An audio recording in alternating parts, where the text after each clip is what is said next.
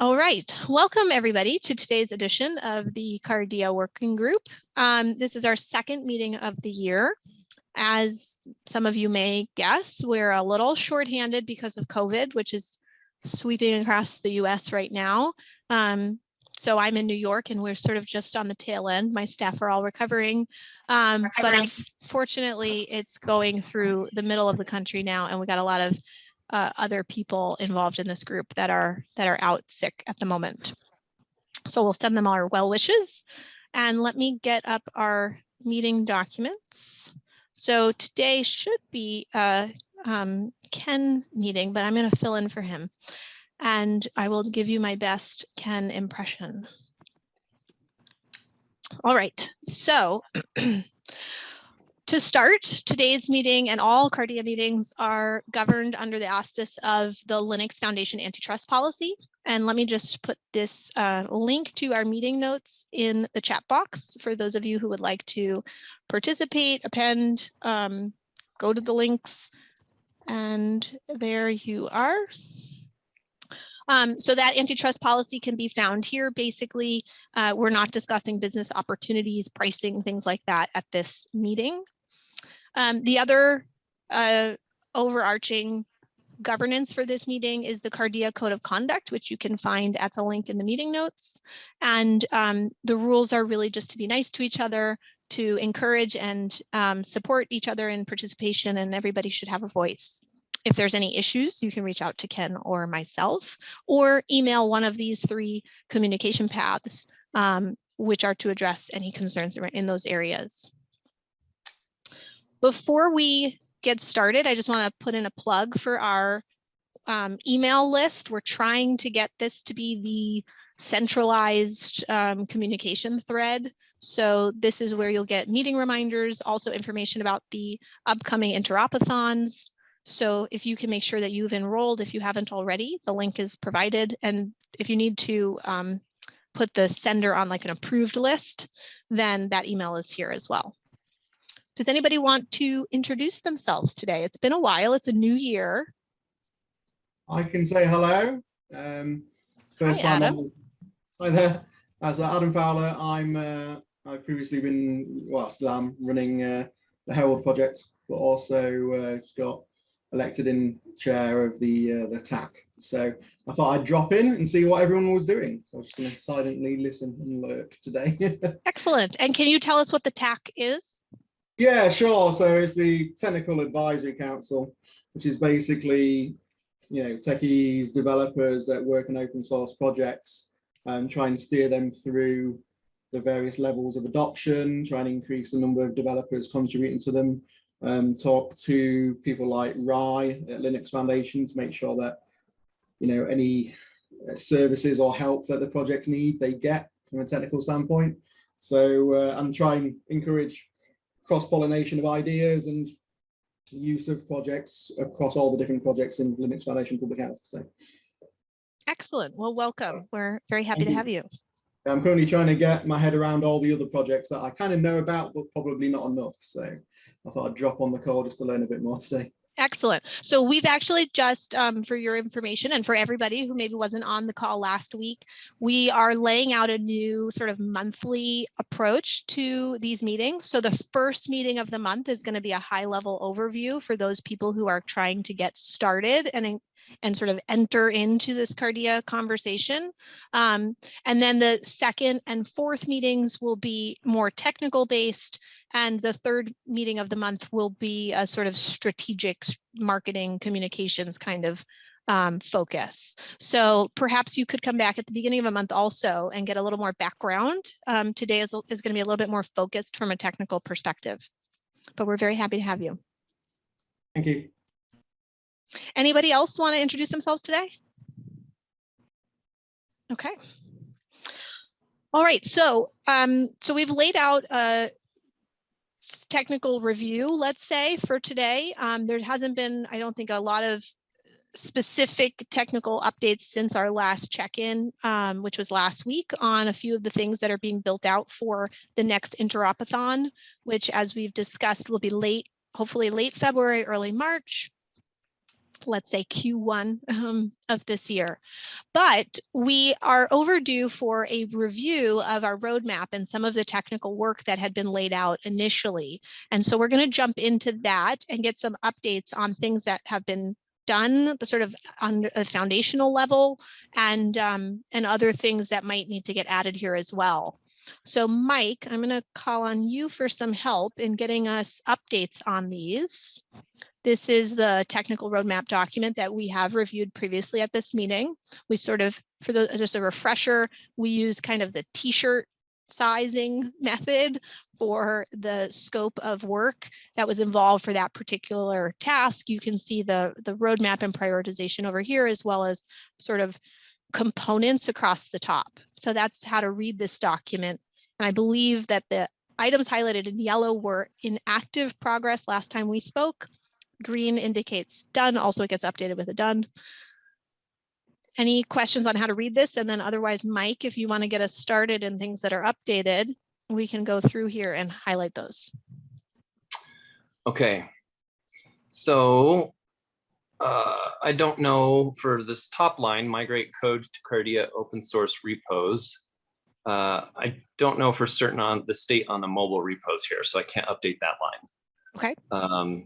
But for Cardea testing environments, we do have, let's see, the health enterprise agent, the government enterprise agent, and the verifier enterprise agent, and a mediator are all up and working. We have test environments for those reference implementations. So those are good. The state management for migrating state management to Redux has kind of been backburnered several times because it would be nice, but it's not like a high priority functionality. So that one's just kind of waiting till we get a spare minute to take care of it. Use of Aries bifold within existing applications. Too bad James isn't here. He'd know on that one. We'll get him at a next meeting. That's all right. Yep. Abstracting WebSocket messages into a provider component. That's kind of the same as managing state with Redux. It'd be nice, but haven't gotten to it.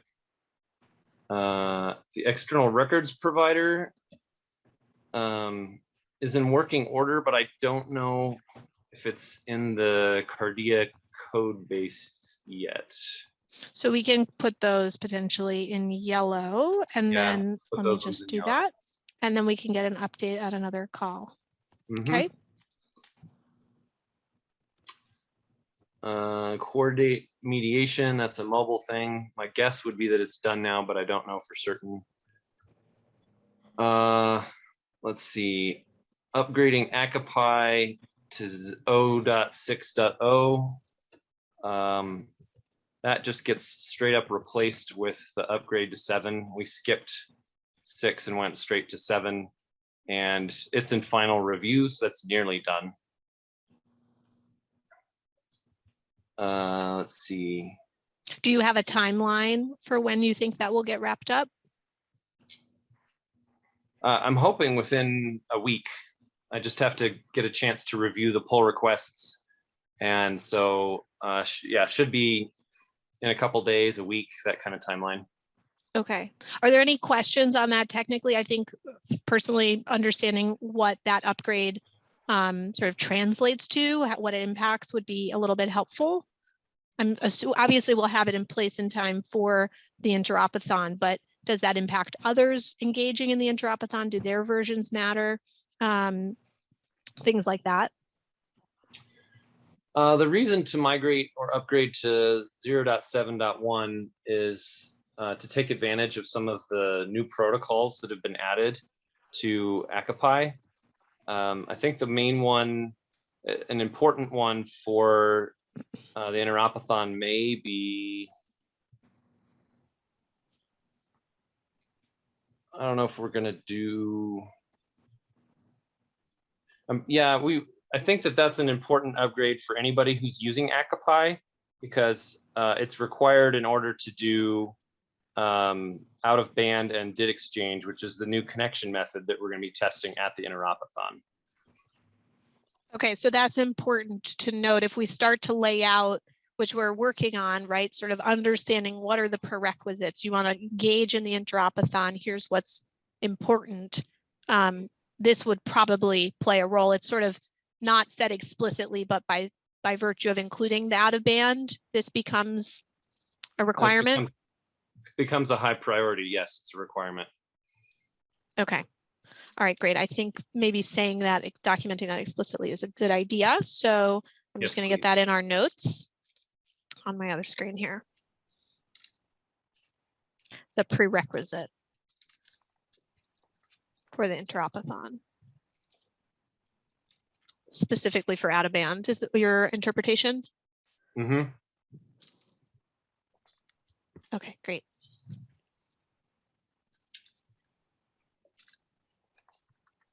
Okay. Excuse me. Generic data storage, that's another mobile thing, so I don't know. Basic machine readable governance framework. That's the other one that is going to be exercised during the interopathon. And let's see, at a basic level,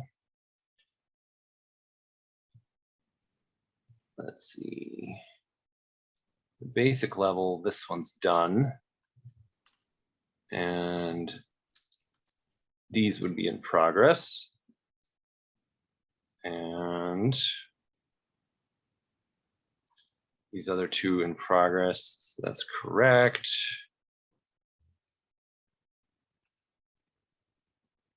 Okay. So as we work on machine readable governance, we're creating some more advanced features right now, but for the interopathon, we're going to start with one of the most basic features, which is participant checking. So we want people's agents who are participating in the system, in the interopathon, to be able to say, to look at a governance file and then say, is this issuer or is this verifier that I'm working with, are they in the governance file? Are they listed as a participant that I should be trusting during this exercise? So participant checking is the kind of the entry level to machine readable governance. So. And is that required on any other of these agents before the interopathon, or is the health enterprise agent the one that is the prerequisite for the interopathon engagement? So the health enterprise agent is, oh, I've got this backwards. We did most of the work on the government agent, and we're migrating the code to the health enterprise agent and verifier enterprise agent. The key one is the government, because in a typical, at least for the travel and health case, the government is the agent that has the jurisdiction to kind of control the ecosystem.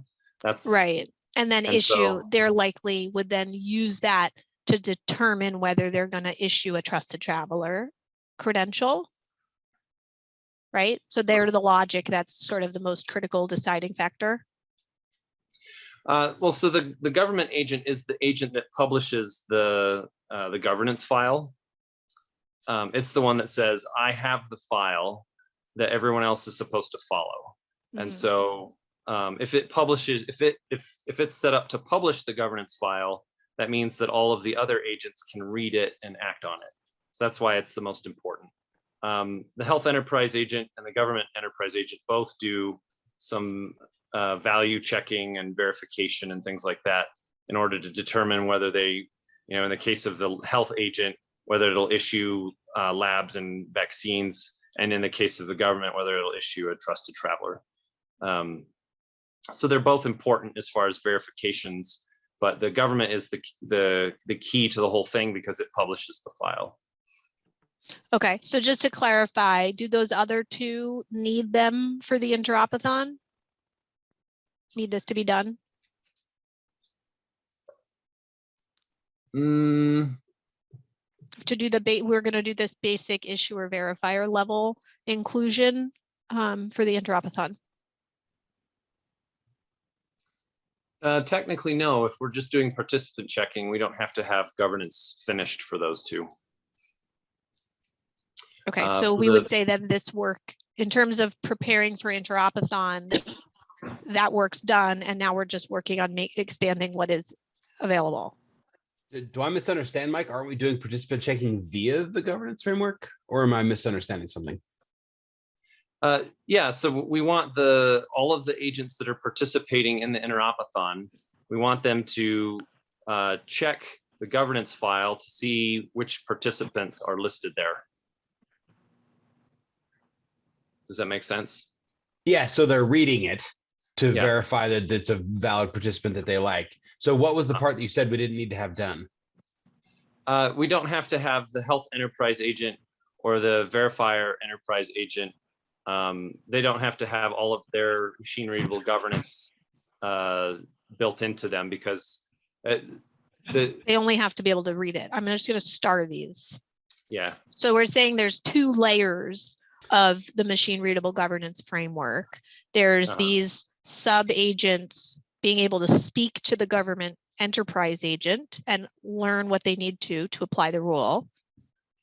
And then there's those agents separately having rules that they're applying. Is that correct?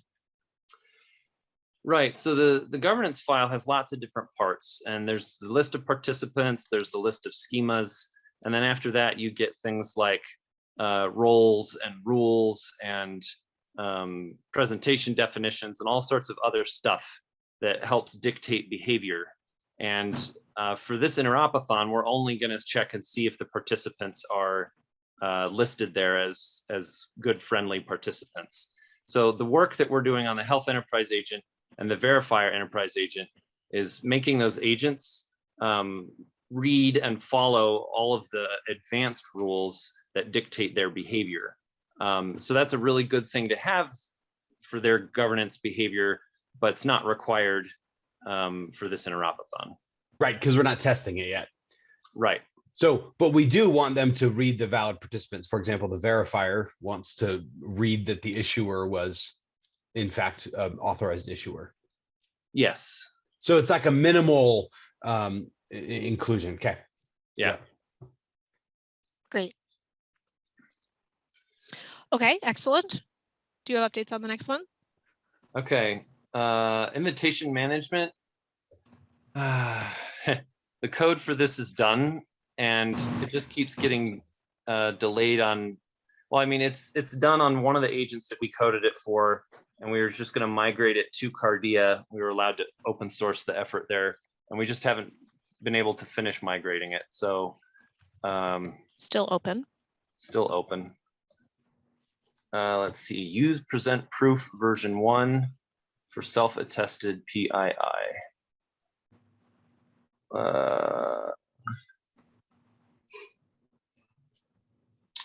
This might need an. So this will likely, I was going to mark this done, but it will likely need an update, because the way it worked for the trial with CETA is slightly different than how it's going to need to work for Cardea. So it's in that bucket of maybe we need to add some additional tracking here to figure out like where in its timeline. But so you have code, but it's not Cardea.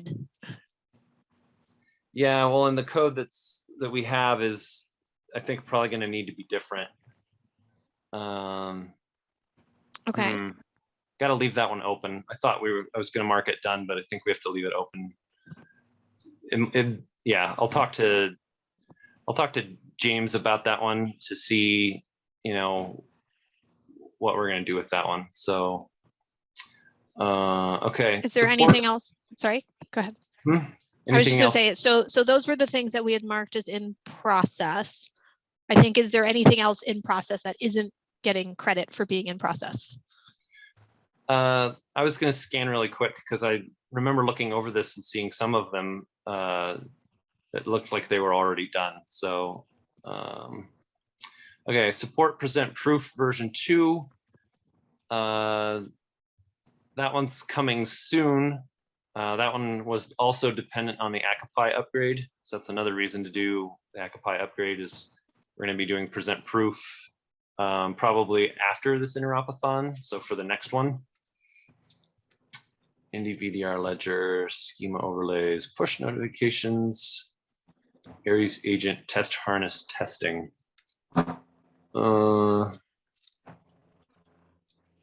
Okay, so right next to this Aries agent test harness testing, we have the Cardea interop profile. And the interop profile, let's see. I guess I'll just put an S in every column because it has to do with all of them. So we're working on an interop profile right now, and it's in process, and we should have that available for this interop, for this interopathon in early March. So that one's in progress. And then after we get the interop profile, then we'll work on getting the test harness testing working later. Let's see. Connection messaging, rework routes, module system, internationalization, pickup protocol, revocation, Aries escrow, schema management.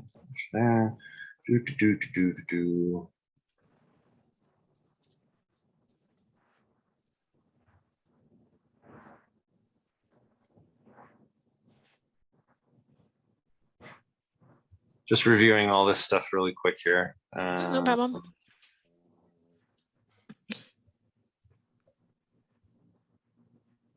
Okay. I think we covered everything. So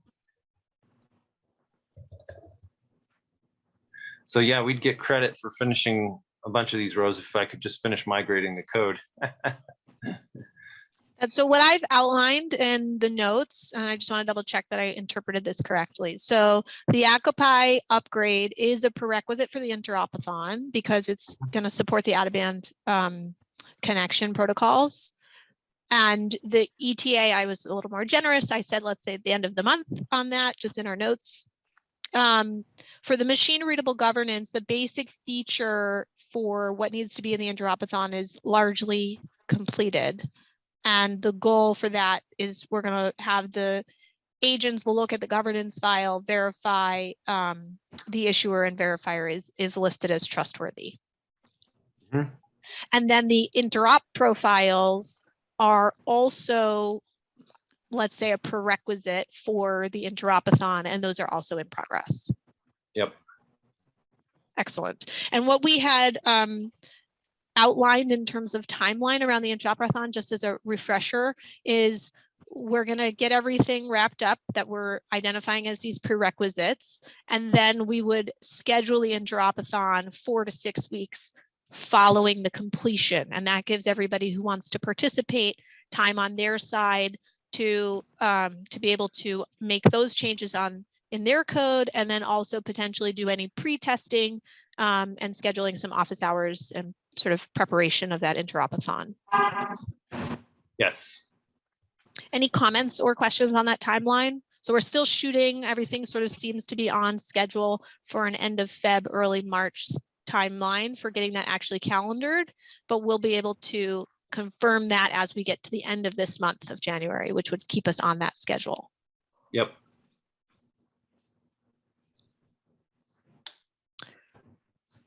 Okay. Excellent. Any comments, questions?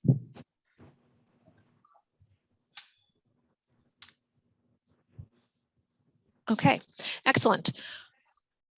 With that said, we'll shift to our second agenda item, which I think is, it continues to rear its head in this group, and I think we need to maybe break it down into subparts, which is this guardianship question.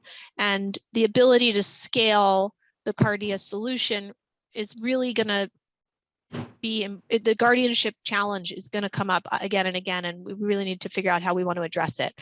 So rather than maybe trying to address it all as what, like just one big thing, maybe breaking down the guardianship challenge. And just for those of you, let me translate what we're talking about here, is the idea that I, on my phone, I'm going to get the credentials for my dependent.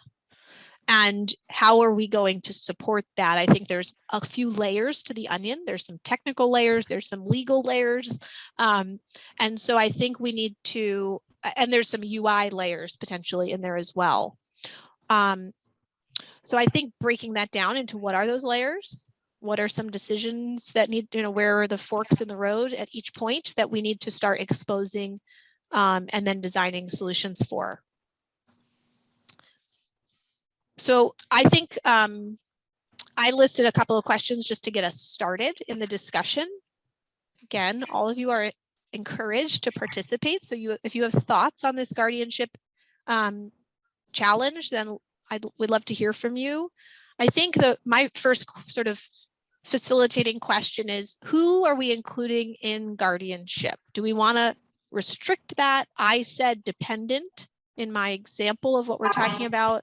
But the reality is husbands and wives and spouses and significant others, in today's travel world, if you think about who has the boarding passes on their phone, each person doesn't necessarily have their own boarding pass, right? The one designated family member has everybody's boarding pass. And so if we were to think about the credentials, who should we be including in the guardianship conversation? Do we want to take it in phases and say it's a minor you're responsible for, or do we want to include everybody out of the gate? Any opinions on that? Keela, can I draw that a different way? Absolutely.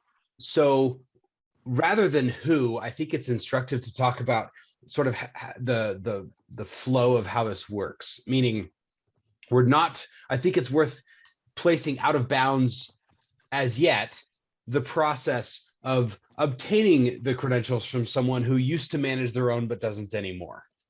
So the assumption that I think we can make to start, which simplifies things, is that from the whole start of the process to receiving the health credentials to presenting them at the where they need to be presented, that you will be managing that person's credentials the entire time. And this avoids a whole lot of weird edge cases where you have a parent that used to be capable of managing their own, but now needs help managing that, right? There's a whole sort of a weird scenarios like that. Or you have someone with a kid's like a child's records, but you need to pass it to a different adult to make that happen. So I think that the easier line to draw is, what are the expectations around sort of the lifetime of those credentials for other people? And if we can decide initially to just focus on knowing that you are going to be the holder of those credentials from the beginning to the end of the interaction, I think we can hit the 98% use case of what's really going to happen. That won't solve it for everyone. I'm not at all convinced it will, but I believe that it makes the problem simple enough to do while solving the vast majority of the guardianship use cases we're likely to hit. So what I'm hearing, and let's make sure I really understood, is you're saying there's sort of two groups. There's people will forever have this. Forever is a difficult word because, right, those relationships between people change, but there's we expect that the custody will be maintained as it was issued, or to where it was issued. And then there's a group of where the custody of those things may have to change over time. Yeah. And that's really where we should draw the line. Yes. So I think it's a little less important whether it's an aged parent or a child that you're taking care of. And a lot more important, or for example, let's say I'm flying with my brother's kid, right? Like right now you have processes where you go to like get medical records and they want to know that they should be releasing those to you. And we can lean on those existing medical processes for medical records without sort of involving the fact that I'm going to digitally prove who I am. I think we can just use a existing process for that now to be able to obtain that information, and then kind of and then you still use it in that particular case. So keeping it small, as in the obtaining and the presenting of the records, I think it's insufficient for the long-term story, but for the short-term story, I think that's the first sensible step that we can take that will solve the vast majority of the short-term problems that we have with this. Which is, if you're requesting them and you've met what XYZ criteria to be defined, which we need to discuss, then you can have the credential and end of life cycle. Yeah. Well, and then you're going to have it until you need to present it to whoever you intend to present it to. In a travel case, that's likely to be maybe an airline or a country that you're entering. So and then what? And then that's it. You still have it. Like I think that sort of drawing that sort of simplistic state will get us really far down the road without having to solve all the edge cases. Okay. Okay. So that's assuming that we got past if there are going to be toll gates to getting it issued to that other person. So we still have to go upstream a bit. Kind of, do we? I mean, that's one of the questions, is that there's already processes for this sort of a thing. If I want to go get medical records for a minor because I need them for some reason, they already have processes to decide who gets what. I'm kind of proposing that we just lean on those existing processes, except that what you get is not a piece of paper, of course, but then that credential. Right.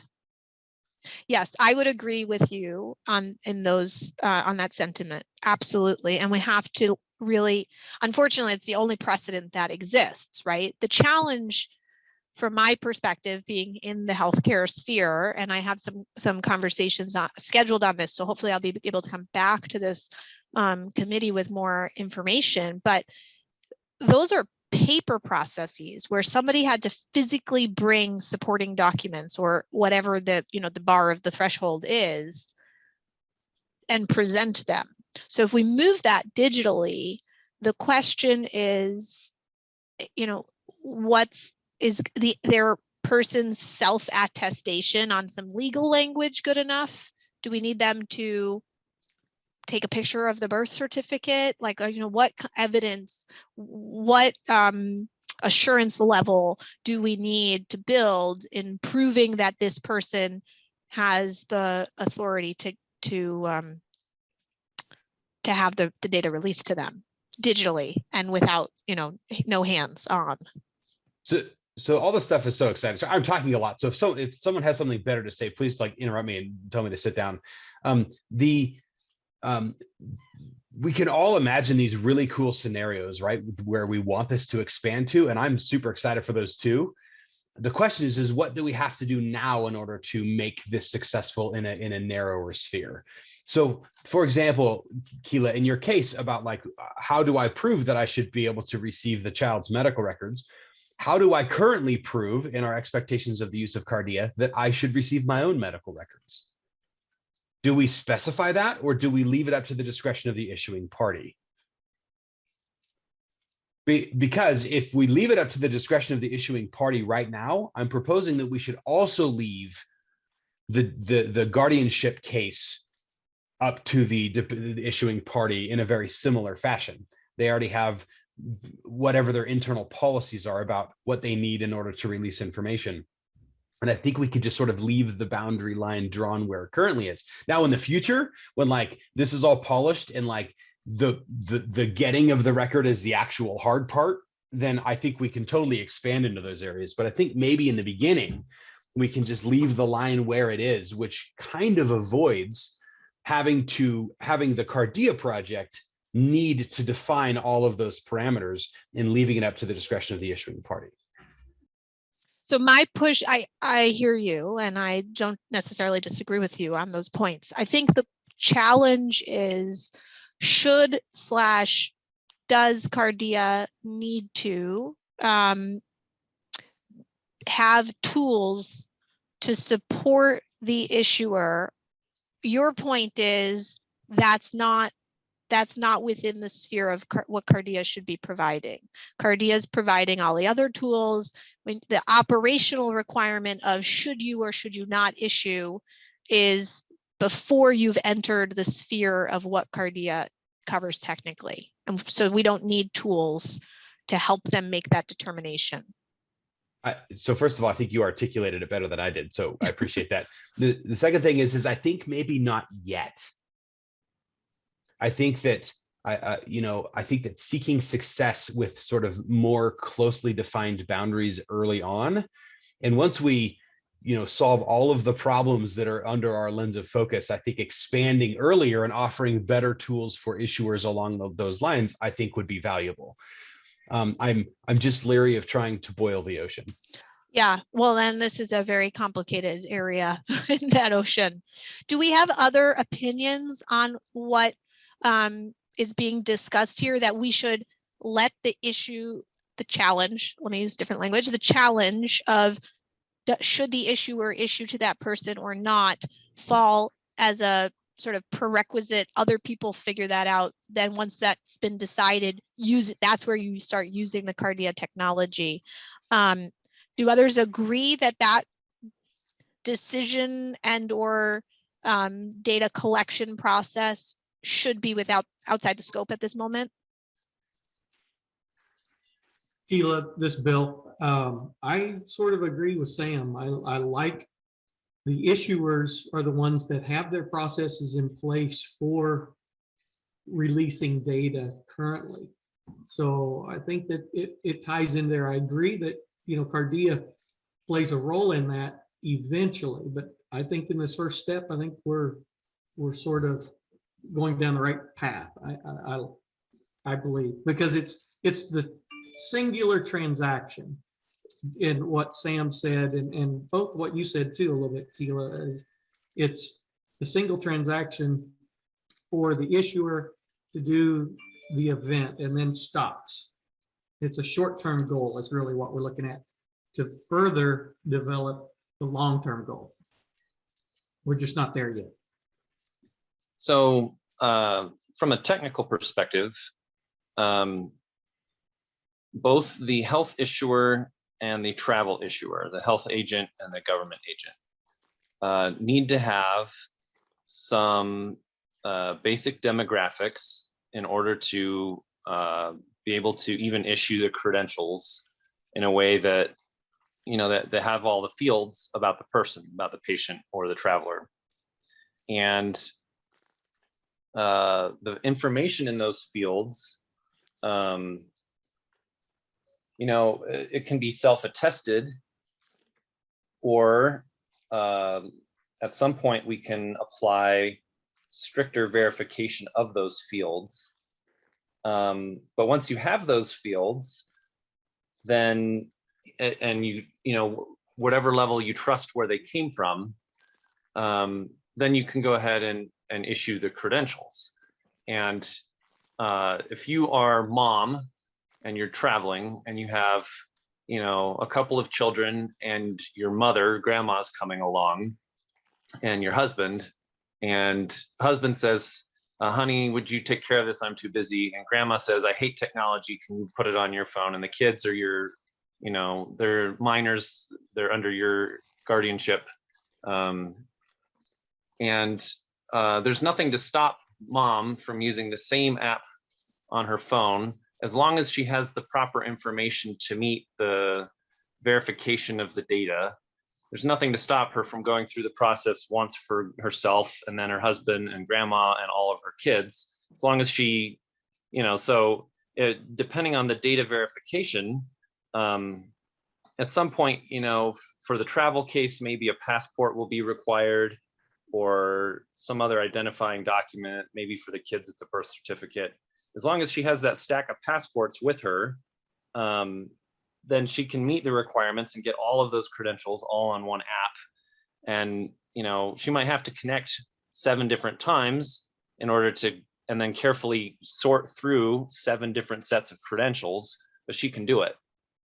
So the real question for Cardea is, when we collect those fields of information, the demographics, is self-attested good enough, or are we going to require some additional level of verification, or a more robust document, something like a passport or something that would prove that these are just not coming out of thin air or something like that, And I can see in the work for clients that we're doing related to this that we'll be, fairly soon, we're probably going to have to go to passports that for the travel case to, prove that this data comes from something that, where you can prove that you are this person, or that you have access to all the documents that you need or whatever. So, what do we do with Cardea? Is self-attested good enough?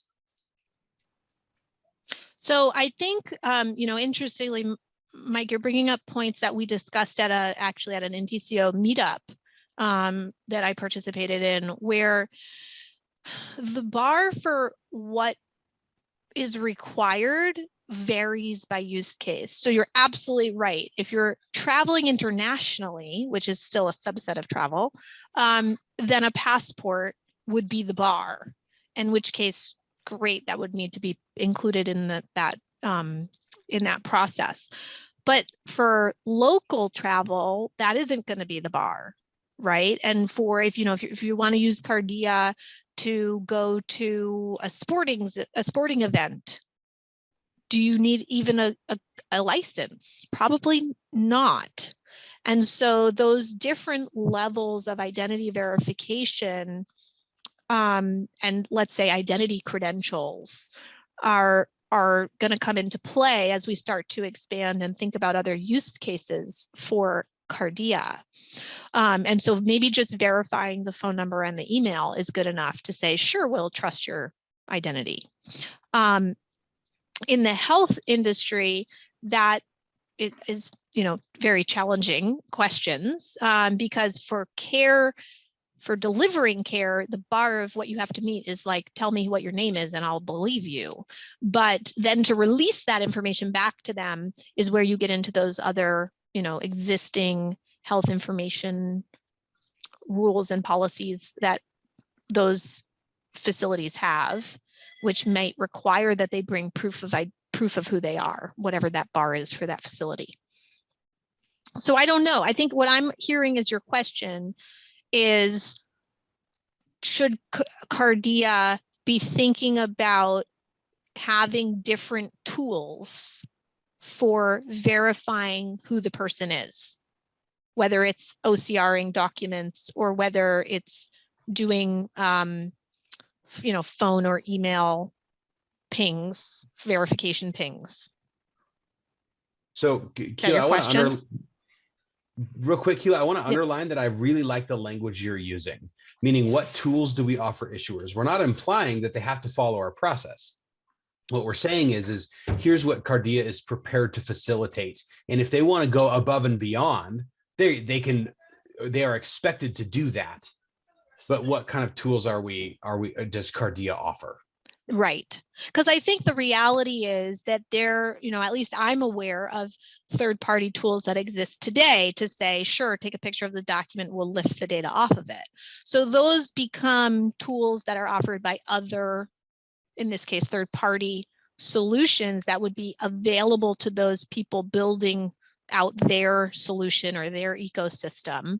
And I think it's whether or not we think Cardea should get involved in that. Now, if we pull off of your previous statement, Sam, is to not expand that scope, right? To say I think Cardea's area of focus is in providing the toolkit for exchanging, verifying, and delivering maybe verifiable credentials from end to end. But what you wrap around it is what should we wrap anything around it, or should we draw the line of saying this is the scope. I think it's a very important conversation for us to be having. Does anybody have opinions on that? And Mike, did I get it right? Did I interpret your comments correctly?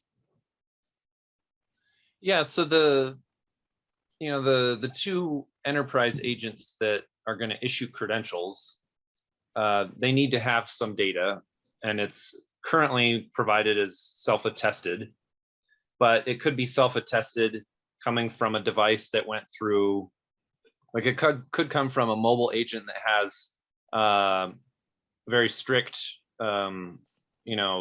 identity proofing solution built into it. And so you can say it's passed as self-attested, but it came from a source that we trust because they did all these other steps to verify the data. I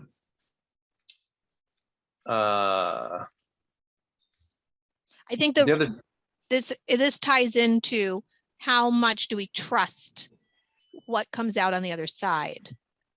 yeah. The problem is that the agents are written in a way that they'll talk to all sorts of different agents. And so if you can't prove, or if you don't know for certain that they're using a particular agent, then you'd have to do some verification on the enterprise side as well and say, is there a way that we can double check this data or something?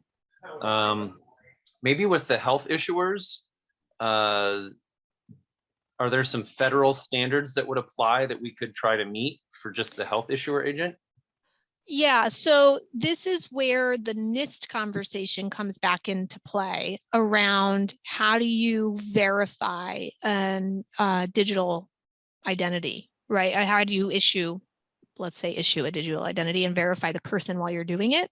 And those, we did review a summary of at a previous call, but just as a refresher, there's, it's called levels of assurance.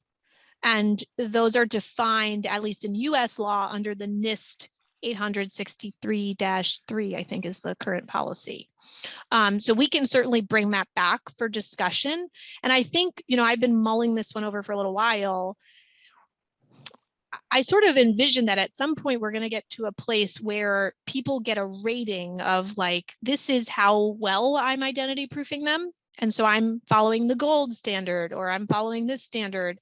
And then you can decide based on the level, maybe we use LOA levels since that already exists, but you can decide what you're willing to trust. They only did an LOA 1 verification, like an email check. So do we really know that the person is who they say they are? And is that good enough or not good enough, right? Or we got a passport and we got a selfie and we cross-checked them. And so we definitely know this person is who they say they are. Yeah, so I'm merely trying to balance the keep Cardea simple, not try to do too much kind of approach that Sam and Bill both endorsed and liked, with the, we don't want to leave everyone trying to edit the software to solve the same problem, like, Absolutely. So I have a question that I don't know the answer to. What's our expectation from a Cardea perspective about human involvement in verifying that identity? Are we expecting that a human is involved? Are we expecting that a human is never involved? Or is it, or is there some balance in there? So humans get involved at LOA 4. You can only be an LOA 4 in terms of a level of insurance on a person if there was direct human involvement. So that ties directly into what we're talking about, these NIST layers. It raises a really interesting question, which is, should the data be flagged in some way so that the credentials issued based on an identity credential carry with it the strength of the identity verified on issuance? So that sounds awesome. But to back up one step, it requires at level 4, but couldn't you use a human at prior levels? Absolutely. But if you do, then you automatically jump to 4. 4 is a human verified the individual. So I'm thinking about And this is like where I super fall down here, and Keelan, you have way more experience than I do here. But I'm wondering if I'm some lab, let's say, that is producing test results, and I can give them to people as long as they prove who they are. And someone walks in and says, "Hey, I want you to do it using this electronic thing." And I probably already have a process to figure out and verify the identity of the people that are there. Like, is it a choice using Cardea that I could more or less keep using my same process, only the output, instead of a printed piece of paper that I like stamp or something, is that we do some sort of a, the Cardea dance where I connect with you and then I issue you the credentials. Yes. You could use, it might keep me honest here, but I believe that Cardea has the tools for a human, let's say a registrar at a health facility, to have the person in front of them and register them. Or they're doing that not in the Cardea UI, but they have the person in front of them. They register them in their local systems, their health medical record systems, and they're then allowing them to move into the Cardea, like as a Cardea identity. I think that that would be valid, because they had the person in front of them, they collected the driver's license perhaps, or whatever their, but then the bar of what did they actually verify gets a little wishy-washy. Do they always check a driver's license? Not everybody has a driver's license.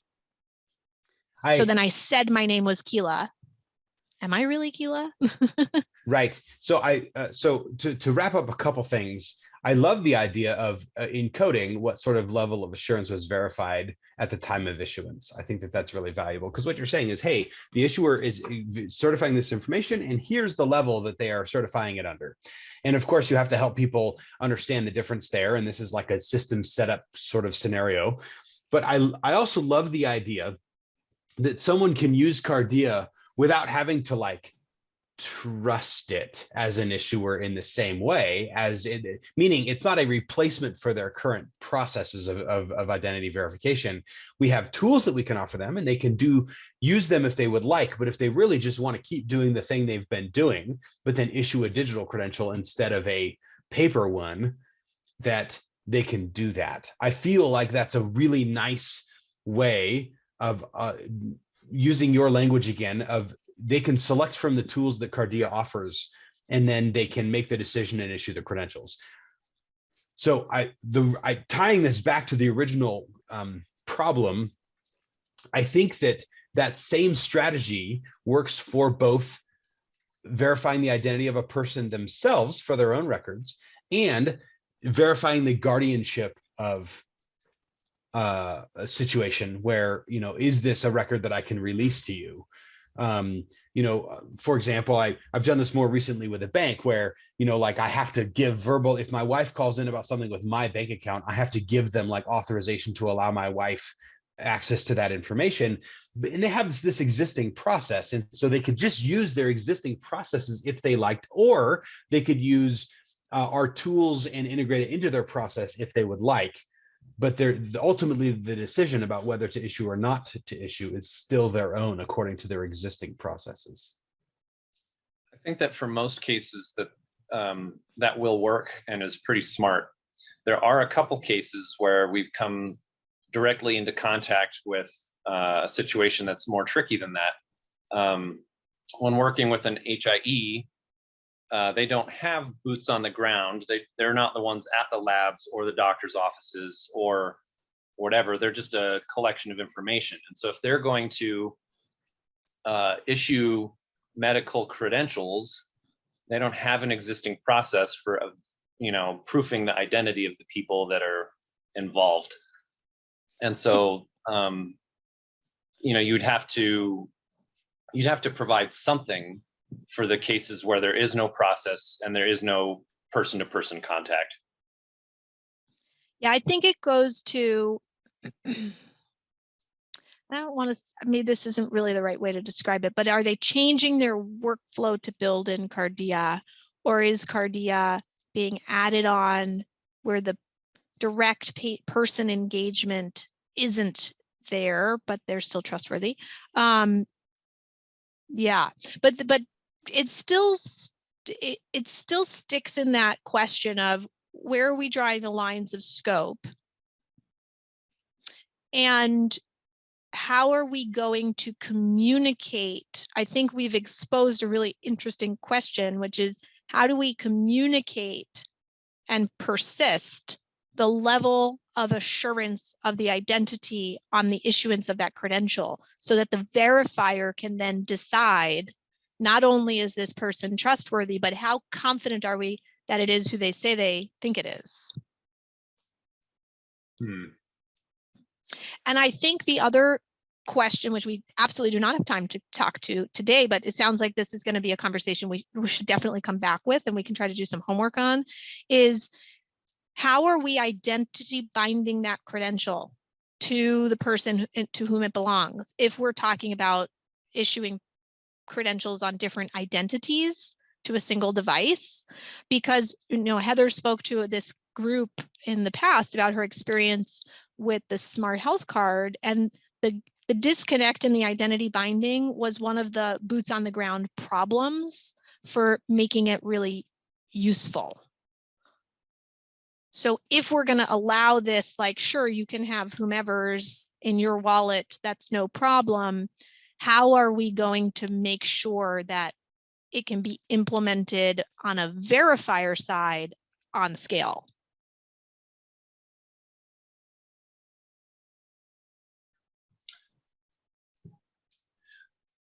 Something like, I don't know that we want each credential to be on its own, both a medical credential and an identity credential. So maybe you would want to say, this medical credential needs to be accompanied by a satisfactory identity credential.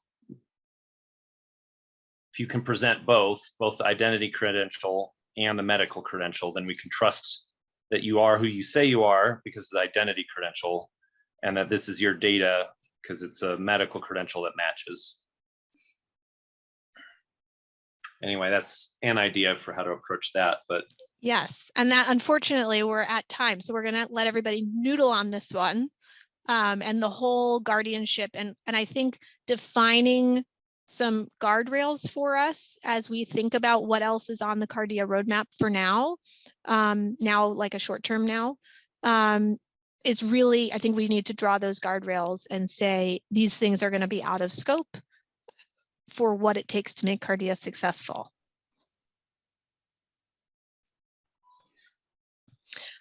Any last comments before we adjourn for the day?